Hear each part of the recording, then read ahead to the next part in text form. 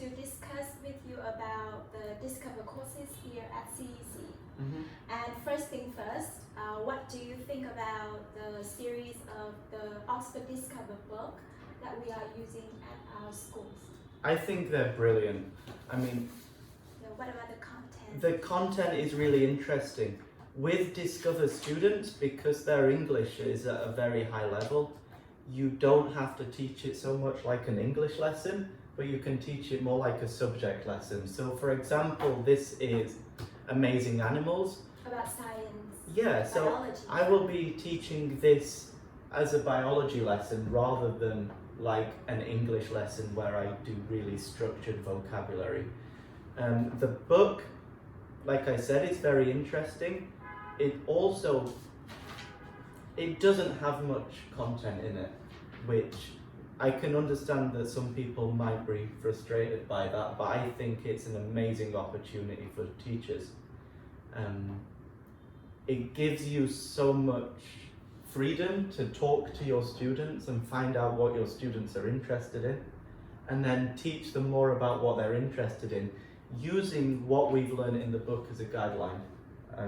So I think if you were approaching this like a conventional English lesson, then I can understand why it would be difficult to use this book.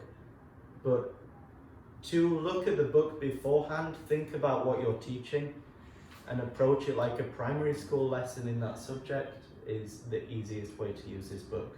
Yeah. We've noticed that the book covers a lot of different topics and aspects of life, like math, literature, like music, and many other more topics. And it requires teacher to have broader knowledge in these ranges and topics as well. And at CEC we developed a program, and we have detailed lesson plans to help teacher how to teach each lesson of the unit. And what do you think about these lesson plans and material provided? In terms of the detail, I don't think it needs that much detail. The detail is really long, and if you are walking into the lesson and you pick this up from your desk and read it, you just put it down and ignore it, because there's a lot of words, there's a lot to digest. But the content of the lesson plan is brilliant. There is a lot of content in there. I will see it less as a lesson plan, where it gives you a timetable, and look at the content and try and work out how you can work this content in the lesson plan into your own lesson. Do you think the objectives of each lesson plans are clear enough for teacher to follow? I think so, but I think that the objectives of the lesson plan is also clear from the book. I don't think it adds a great deal, but I think it's clear what we want to achieve. One problem we are facing now at CEC with these lesson plans is that some teachers have been feedbacked to us that these plans are too way long and too many activities that they have to follow, and they can never cover everything in one lesson plan. I mean, in one lesson period. And that's the problem for a lot of teachers teaching at CEC. What about you? I think they are very long. There is activities in here. I normally do not do every activity in the lesson plan. I don't think it's necessary. What is necessary to do is to take a look at the lesson plan before the lesson and look at all the activities that you're being sent and think about which ones you want to use with your group of students with the book, and then work out which you want to use, and then send an email to your TA saying, I would like this activity printing. I'm not too bothered about printing the warm-up. I will do my own warm-up with the students. It's a little bit shorter. It takes a little bit of experience in teaching a Discover class. So I know from teaching Discover that the content in the book will normally take me around 30 to 45 minutes. So half the way the lesson Mm. goes.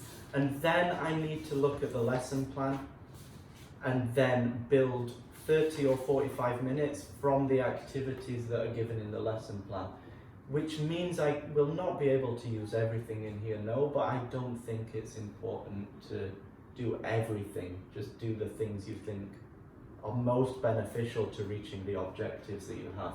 Yeah, so what you meant is that we stick to the objectives and then we read the lesson plan before the class and then we rearrange the activity, or we select some activity that we want to do Absolutely, yeah. I think instead of looking this, and Like- try to follow everything from Yeah, the beginning until because the end. every teacher is going to teach this lesson differently.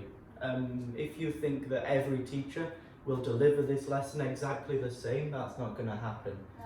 But this gives us a lot of really useful tools. It gives us lots of really useful activities. So instead of seeing this as a strict lesson plan, to see this like a toolbox of things that you Like can a pull out guide. in the lesson. Yeah, I always see this as like a toolbox. So this is all the activities I have in my bag, and I think, okay, this one is going to work now. I'll pull this out at a different time to what it says in the lesson plan, but in a way that it suits my teaching style, and in a way that will suit the class.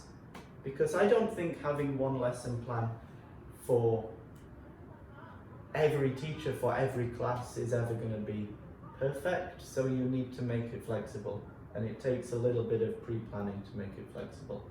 So usually we have quite a lot of handouts and worksheets that go with the lesson plan. But do you sometimes have to add some more of your own worksheet and handout? Never. There is plenty of stuff there. I will add things to the lesson to make more speaking activities if there's something that students are really interested in and I want to build on that more, then I will have discussions. But I don't think I've ever had to find extra worksheets because there's so much that CEC gives us already.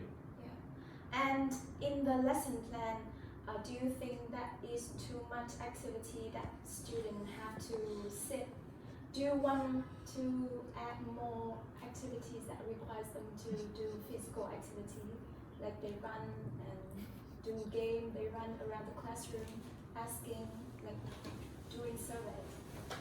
I think it's perfect right now. I think there is loads of this. There's loads of creative activities for the students.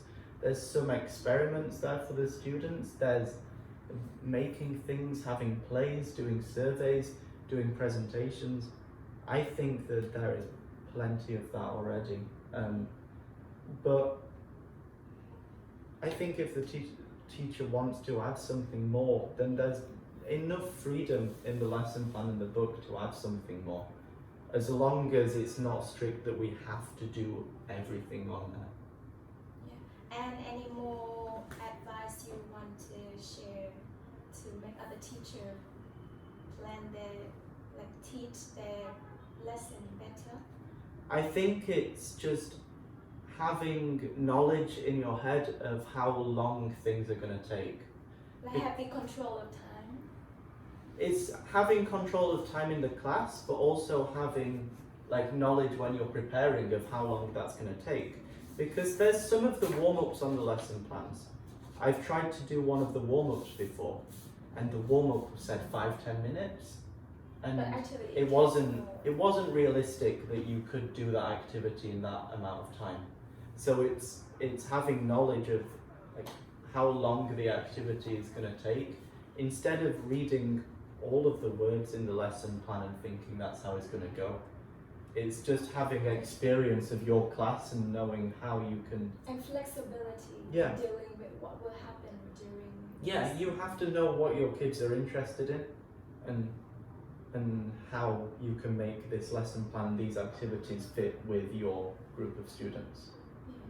Yeah, that's it. Thank you for sharing with us. Thank you. Bye.